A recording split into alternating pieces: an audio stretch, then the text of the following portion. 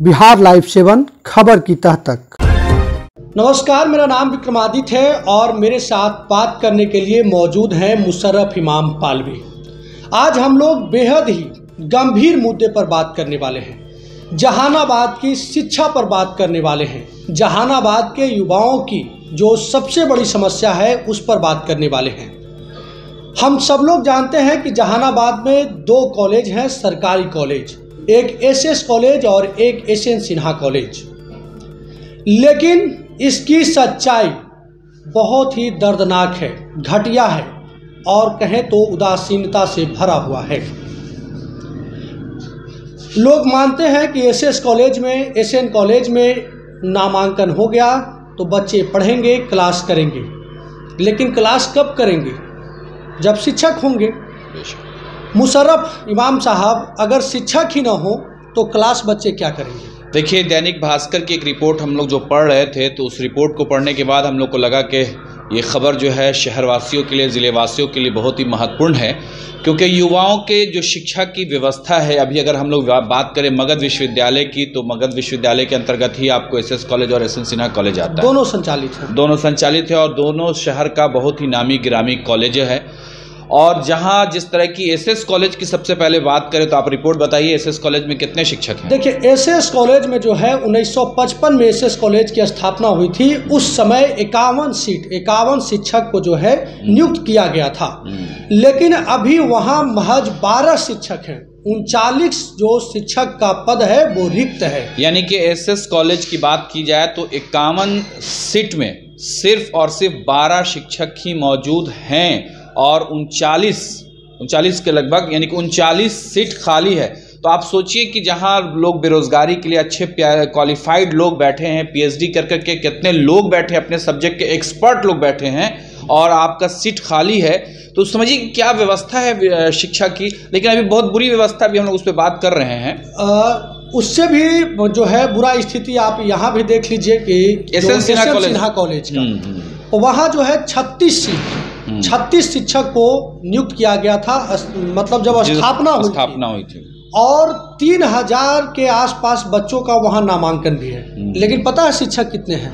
महज 10 शिक्षक हैं। बताइए, यानी कि पूरा एसएन सिन्हा कॉलेज 10 शिक्षकों पर डिपेंड है। ये एक बड़ी बात है कि क्या पढ़ाई, कैसी पढ़ाई, कैसे बच्चों की पढ़ाई होगी, युवा की कैसे पढ़ाई होगी। लोग कहते हैं कि भाई एसएन कॉलेज में या एसएस कॉलेज में मेरा एडमिशन हो गया तो हमारा पढ़ाई बहुत अच्छा होगा। क्या पढ़ाई हो रहा होगा? आप अंदाज़ा लगा सकते हैं कि जहां पर 51 शिक्षकों की ज़रूरत है वहां पर सिर्फ 12 शिक्षक हैं। और जहां पर एसएन सिन्हा कॉलेज में आपको जो 36 हैं वहां पर से सिर्फ 10 लोग मौजूद हैं। मतलब वहां उनकी नियुक्ति है और लापता है, खाली पोस्ट है। तो आप ऐसे कैसे होगा पढ़ाई? हमको तो अंदाजा नहीं लग रहा है। सबसे बड़ी बात इसमें ये देख लीजिए कि एसएस कॉलेज की स्थापना 1955 में हुई थी। अभी जो है 2022 है, लगभग 67 साल बीत चुके हैं जी। और स्थापना के समय 51 शिक्षकों के साथ स्थापित किया गया था और आज 12 शिक्षकों की स्थिति है। अब सोचिए कि हमारा शिक्षा व्यवस्था कहाँ जा रहा है। आखिर जो पेरेंट्स ये बात बोलते हैं कि एसएस कॉलेज में, एसएन कॉलेज में नामांकन हो गया तो क्लास करेंगे, कैसे क्लास करेंगे? कौन क्लास देगा? और इसके पीछे क्या खेल हो रहा है? पढ़ाई क्या होगी उन बच्चों की? सबसे बड़ी बात है कि अगर कोई बच्चा किसी सब्जेक्ट में एडमिशन लेता है और उस सब्जेक्ट के अगर वहाँ उस्ताद नहीं है, टीचर नहीं है, तो फिर प्रोफेसर नहीं है, तो फिर उनको पढ़ाता कौन होगा? सवालिया निशान ये है कि जिस कॉलेज में, अगर उस कॉलेज में कोई बच्चा हिस्ट्री में एडमिशन लेता है और हिस्ट्री के अगर प्रोफेसर नहीं है तो वो बच्चा आखिर हिस्ट्री में पास कैसे कर रहा है? वो वहाँ उसका नामांकन कैसे हो रहा है? जब उसके बड़ा सवाल है कि आखिर वहाँ जब शिक्षक ही नहीं है, वो बच्चा उस सब्जेक्ट में एडमिशन ले रहा है तो वो पढ़ कैसे रहा? एक बड़ा सवालिया निशान है ये। देखिए, दैनिक भास्कर ने जो रिपोर्ट छापी थी उसमें उसने जिक्र किया था कि एसएस कॉलेज में पॉलिटिकल साइंस, केमिस्ट्री में पिछले 3 वर्षों से कोई शिक्षक नहीं है।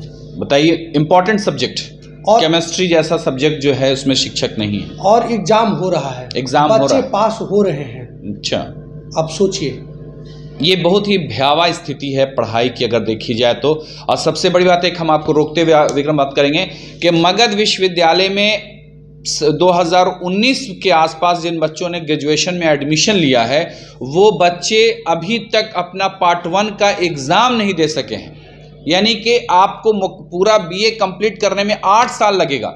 अगर अब वो बच्चा अगर 3 साल की पढ़ाई को 8 साल 9 साल में, वो भी कब हो, 8 साल में हो जाए तो एक बड़ी बात है। तो अगर 8 साल 9 साल में अगर वो बच्चा बीए कंप्लीट करेगा तो बताइए कि उसकी नौकरी की क्या पोजीशन होगी, वो कैसे आला पद का जो पोस्ट का जो पढ़ाई होता है ग्रेजुएशन के बाद बीपीएससी की, यूपीएससी की या और भी सब्जेक्ट की, उसकी तो कल्पना ही करना, उसकी कल्पना ही वो नहीं कर सकता। सरकारी कॉलेज से कल्पना नहीं कर सकता। सरकारी कॉलेज से, सही बात बोल रहे हैं आप। तो ये एक बड़ा सवालिया निशान है शिक्षा व्यवस्था पे। मगध यूनिवर्सिटी के जो अभी स्थिति है, उस स्थिति में ये कहना कि बच्चों का भविष्य उज्जवल होगा उतना ही सही होगा जितना ये कहना सही होगा कि पूर्व में उगने वाला सूरज पश्चिम में उगेगा। जी, आपको एक और महत्वपूर्ण बात बताते हैं। दैनिक भास्कर ने जो रिपोर्ट किया है उसके मुताबिक एसएन सिन्हा कॉलेज की स्थिति को आप समझ लीजिए। फिजिक्स में कोई शिक्षक नहीं है, बायोलॉजी के कोई शिक्षक नहीं है, पॉलिटिकल साइंस के कोई शिक्षक नहीं है, कॉमर्स और जूलॉजी उर्दू में कोई शिक्षक नहीं है। मतलब ये एक चीज हम जो इसकी हेडिंग देखा है उसमें लिखा है कि एसएन सिन्हा कॉलेज में 7 विषयों में से एक भी शिक्षक नहीं है। मतलब 7 विषय में से एक भी शिक्षक नहीं है। तो अब बताइए क्या उस कॉलेज में उस 7 विषयों में एडमिशन नहीं हो रहा है? और अगर एडमिशन हो रहा है तो वो बच्चे पढ़ कैसे रहे हैं, उनकी पढ़ाई कैसे हो रही है, वो आगे ग्रेजुएशन पास कैसे कर रहे हैं, उनको पढ़ा कौन रहा है? कोई फरिश्ता आके पढ़ा रहा है? ये सब राम भरोसे हो रहा है। एक कहावत है ना, भगवान राम, अल्लाह, ये सब उन्हीं के रास्ते हो रहा है। और ये उम्मीद मगध यूनिवर्सिटी से अब कम से कम लोगों को नहीं करना चाहिए। ऐसे यूनिवर्सिटी को अब बहिष्कार करने की जरूरत है जहां कॉपियां गायब हो जाती हैं, महीनों के महीने कॉपी मिलते ही नहीं है। हमने मुशर्रफ साहब एक वीसी का जो है इंटरव्यू किया था, उन्होंने कहा था कि 2 महीने से कॉपी ही नहीं मिल रही है मगध यूनिवर्सिटी में। बताइए आखिर क्या चल रहा है मगध यूनिवर्सिटी में? क्या वीसी और राज्यपाल मिलकर क्या कर रहे हैं? अब तो राज्यपाल पर सवाल भी नहीं खड़ा कर सकते हैं क्योंकि महामहिम है। लेकिन आखिर ये सब चीज़ सोचने की बात तो है ना, जनता के लिए कौन सोचेगा और कब सोचेगा? नहीं, एक बड़ा सवाल है शिक्षा व्यवस्था पे। मगध विश्वविद्यालय द्वारा संचालित जहानाबाद की अगर हम बात करें तो 2 ही कॉलेज हैं, एसएस कॉलेज और एसएन कॉलेज, जहां बच्चे अपनी पढ़ाई को पूरी करना चाहते हैं और वहां 7 विषय के शिक्षक नहीं हैं। तो ये एक बड़ा सोचनीय विषय है। और क्या कर रहे हैं हमारे ज़िले के जो आपको जिसे कहा जाए कि सांसद हो गए, विधायक हो गए, उनका भी फर्ज बनता है कि अगर इन सब जगहों पर शिक्षकों की कमी है तो वो सिर्फ आपको विधानसभा में और लोकसभा में इस तरह की आवाज़ उठाएं, क्योंकि सिर्फ नाली गली से ही हमारा कल्याण नहीं होने वाला है। सबसे बड़ा कल्याण हमारी पढ़ाई से होने वाला है। यहाँ के जो भी जननेता हैं जो समझते हैं कि हम लोगों की आवाज़ बन सकते हैं, उन्हें सबसे पहले यहाँ के जो इतिहास कहा जा सकता है, एसएस कॉलेज और एसएन कॉलेज को बचाने की आ गई है ज़रूरत। जिस कॉलेज एसएस कॉलेज में काउंटिंग होता है उसी कॉलेज को अब बचाने की स्थिति आ गई है। जी हाँ, आप जीत के वक्त सिर्फ जाते हैं वहां पर जिस वक्त इलेक्शन होता है, उस वक्त नेताओं का और अधिकारियों का वहां जमावड़ा होता है, लेकिन जिस वक्त वहां पढ़ाई नहीं हो रही। अब आप सोच सकते हैं कि क्या पढ़ाई हो रही है। आप ही से मैं सवाल कर रहा हूं, आप भी हमारा चैनल देख रहे हैं और हमारी बातों को सुन रहे होंगे, तो आप बताइए कमेंट बॉक्स में कि क्या पढ़ाई हो रही होगी, पढ़ाई हो रही होगी कि नहीं हो रही होगी, एडमिशन किस भरोसे बच्चे ले रहे होंगे। आप अगर अपने बच्चों का एडमिशन वहां करा चुके हैं या कराने वाले हैं या कराने के लिए सोच रहे हैं तो किस विषय में कराइएगा, क्योंकि वहां तो कई विषयों के शिक्षक नहीं हैं। तो क्या पढ़ाएंगे? क्या लगता है इस पर जहानाबाद के विधायक, मखदूमपुर विधायक, घोसी विधायक, जहानाबाद के सांसद कुछ बोलेंगे? सिर्फ विधायक या जो भी लोग हैं वो छोटे छोटे प्राइमरी स्कूल और मिडिल स्कूल में घूम टहल के अपना टाइम पास करके वो सिर्फ देख लेते हैं, लेकिन आला अधिकारी के आला पढ़ाई जो है, आला शिक्षा जिसे कह सकते हैं, उच्च शिक्षा जिसे कहते हैं हम लोग, बीए, एमए, इसकी पढ़ाई पर किसी का तवज्जो नहीं है। वो बच्चे कहाँ जाएंगे जो पटना में जाके नहीं पढ़ सकते हैं, बड़े बड़े कॉलेज में और यूनिवर्सिटियों में नहीं पढ़ सकते हैं, वो जहानाबाद में एसएस कॉलेज में, एसएन कॉलेज में रह के अपने घर में अपने गाँव से आके पढ़ना चाहते हैं, लेकिन वहाँ पर तो शिक्षक ही नहीं है। नाम नहीं लेंगे, एसएस कॉलेज के ही एक शिक्षक का ये भी कहना था कि एसएस कॉलेज में अभी व्यापक पैमाने पर भ्रष्टाचार चल रहा है। क्या देखिए, ये जो और एजुकेशन में अगर कोई भ्रष्टाचार की बात कर रहा है तो ये बहुत ही बुरी बात है, बहुत ही अब जिसे कहा जाए कि गलत बात है कि भाई अब भ्रष्टाचार वहाँ क्या हो सकता है। यानी कि एडमिशन के नाम पे जहाँ पे 2000 रुपया लग रहा है वहाँ पे आप 5000 रुपया ले रहे होंगे।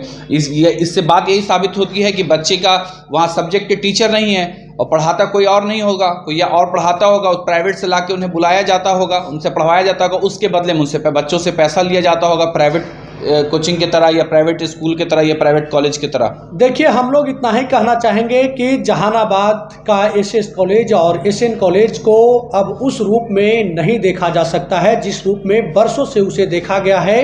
और यहाँ शिक्षा व्यवस्था अब पूरी तरह से चरमरा चुकी है। अब ज़रूरत आ गई है आपको आवाज़ बुलंद करने की और मगध यूनिवर्सिटी को इस बात से हिदायत करने की कि आप हमारे भविष्य से नहीं खेल सकते हैं। नेताओं से पूछने की कि आप हमारे वोट का इस्तेमाल कहाँ कर रहे हैं, हमारे हक के लिए कहाँ लड़ रहे हैं, और जहाँ जहाँ भ्रष्टाचार हो रहा है उन भ्रष्टाचारियों से सवाल करने की। एक बड़ा सवाल हम इसलिए यहाँ पर करें कि लगातार हम लोग से बच्चे जुड़ते रहते हैं, मिलते रहते हैं, तो बच्चे ये कहते हैं कि सर हमने तो 2019 में 2020 में एडमिशन लिया था ग्रेजुएशन में, अभी तक हमारा एग्ज़ाम नहीं हुआ है। तो आप सभी लोग से आग्रह है, अपील है कि आप अपने से जो बड़े नेता हैं या फिर अधिकारी हैं, जो शिक्षा विभाग से जो बड़े पदाधिकारी जिनकी पहुंच आपको यूनिवर्सिटियों तक है, तो वो ज़रूर बच्चों के इस भविष्य के बारे में सोचें और उन लोगों से सवाल करें कि अगर जो उनका जो ग्रेजुएशन करने में 8 से 10 साल लग जाएगा तो वो फिर ऊंची पढ़ाई जो उच्च शिक्षा है बाहर की, या जो कंपटीशन की तैयारी है वो कैसे करेंगे, वो नौकरी कैसे, क्योंकि वापस तो उनका वो टाइम ऐसा तो नहीं लिखा जाएगा जब सरकारी नौकरी निकलेगी कि भाई जो मगध विश्वविद्यालय से हैं उनका 32 साल नहीं, उनका 40 साल मान्य होगा। बिल्कुल नहीं होगा, ऐसा तो नहीं हो सकता है, क्योंकि भाई उनको ग्रेजुएशन करने में 8 से 10 साल लगा था, इसलिए 32 साल में नहीं उनकी नौकरी, इनको 40 साल तक उनका एज माना जा सकता है। हम तो ये मानते हैं कि सरकार चाहती भी नहीं है कि ज़्यादा लोग एजुकेशन लें। ये एक बहुत कम ही पढ़ेंगे पढ़ेंगे तभी भाजपा जिंदाबाद, राजद जिंदाबाद, जदयू जिंदाबाद के नारे लगेंगे। नहीं, किसी की भी जिंदाबाद हो, ऐसा नहीं है कि नेता पढ़े लिखे नहीं होते हैं, नेता भी पढ़े लिखे होते हैं, सबकी अपनी अपनी विचारधाराएं होती हैं, लेकिन शिक्षा चाहे वो कोई भी पार्टी का हो या किसी भी इसका हो, लेकिन उसके भी बच्चे पढ़ते हैं, उसके भी बच्चे, उसके बच्चियां, उसके समाज के लोग। ऐसा नहीं होता है कि नेता कोई अकेला आदमी होता है, उसके भी परिवार होते हैं, उसका भी घर होता है, उसका भी खानदान होता है, उसके भी बच्चे पढ़ते हैं। ऐसा नहीं है कि जहानाबाद एसएस कॉलेज या एसएन कॉलेज में उसके परिवार के बच्चे नहीं पढ़ते होंगे, लेकिन ये सोचने की बात है उन नेताओं के लिए भी, उन अधिकारियों के लिए भी कि भाई हमारे क्षेत्र का जो एसएस कॉलेज और एसएन कॉलेज है वहाँ आपको एक कामन में सिर्फ आपको 12 शिक्षक मौजूद हैं, 36 में सिर्फ आपको 10 शिक्षक मौजूद हैं। तो ये खाली जो पोस्ट है, बताया जाता है कि अगर कोई पोस्ट बहुत दिन तक खाली रहता है तो वो धीरे धीरे वो पोस्ट बंद कर दिया जाता है। तो अब सोचिए कि जब वो पोस्ट बंद हो जाएगा तो किसी एक आदमी की नौकरी चली जा सकती है, एक आदमी का वो समझिए कि उसका जॉब वहां से खत्म हो सकता है। तो अगर सोचिए कि 12 एक आदमी की नौकरी से ज्यादा महत्वपूर्ण है कि सैकड़ों बच्चों के, हजारों बच्चे के भविष्य चला जाएगा।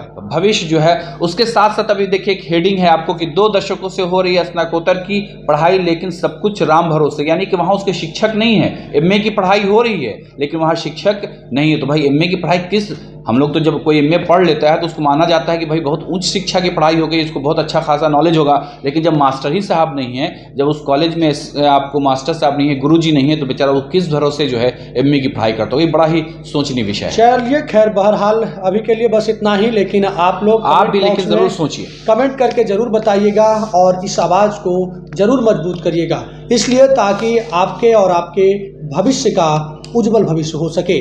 जहानाबाद के एसएस कॉलेज और एसएन कॉलेज के प्राचार्य से भी हम यह जरूर कहना चाहेंगे कि आप इस पर विचार करिए और मगध यूनिवर्सिटी से अपने कॉलेज को बचाने के लिए आह्वान कीजिए। राज्यपाल और मगध यूनिवर्सिटी मिलकर क्या खेल खेल रहे हैं ये तो वक्त बताएगा। जब सरकार इसमें जिस तरीके से अपना ओपिनियन दे रही है, उससे तो इतना ही कहा जा सकता है कि ये दोनों जगहों से, राजभवन और मगध यूनिवर्सिटी, ये दोनों मिलकर बिहार के युवाओं का भविष्य बर्बाद कर रही है। आप सोचिए ज़रूर कि हमारे बच्चों का क्या होगा।